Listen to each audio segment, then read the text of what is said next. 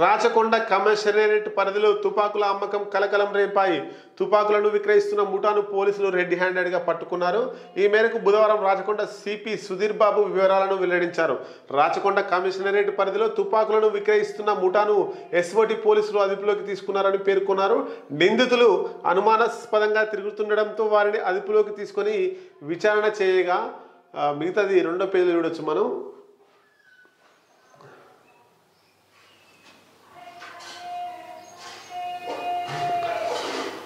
హైదరాబాద్లో కూడా ఇట్లా జరుగుతుంది. ఇక తుపాకుల కలవగలం కీలక విషయాలు వెలుగులోకి వచ్చాయట. తుపాకులు తపంచ స్వాధీనం. నిందితుల నుంచి 2 తుపాకులతో పాటు ఒక తపంచ, 10 బుల్లెట్లు, ఒక మొబైల్ ఫోన్ స్వాధీనం చేసుకున్నామని సుధీర్ బాబు తెలిపారు.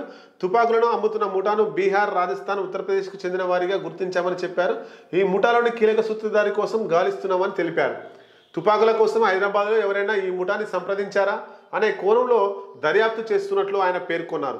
గతంలో ఎవరికైనా గన్స్ విక్రయించారా అనే కోణంలో ఆరా తీస్తున్నామని తెలిపారు. ఈ కేసులో ప్రధాన నిందితుడు సంపత్ యాదవ్ పరారులో ఉండగా అతడి కోసం ప్రత్యేక బృందాలు గాలిస్తున్నాయని వెల్లడించారు. ఇది ఇక్కడే కాదు, చాలా ఏరియాలో కూడా ప్రైవేట్ వ్యక్తులు తుపాకులతో సంచలనం చేస్తూ కనబడుతున్నారు. దీని మీద పోలీసు గట్టి నిఘా పెట్టి ఎవరైతే చట్ట విరుద్ధం కోసం వ్యతిరేకంగా మారణాయుధాలతో తిరుగుతున్నారా, మారణాయుధాలతో బెదిరిస్తున్నారా, ఇవన్నీ కూడా చట్టం పోలీసులు దాని మీద నిఘా పెట్టి అట్లాంటి వారిని ఉపేక్షించకుండా వెంటనే అరెస్ట్ చేసి జైలుకు పంపిస్తే కొంత క్రైమ్ అనేటువంటిది తగ్గుతుంది. దానికి సంబంధించినటువంటి వార్త ముద్రా పేపర్ రాసింది.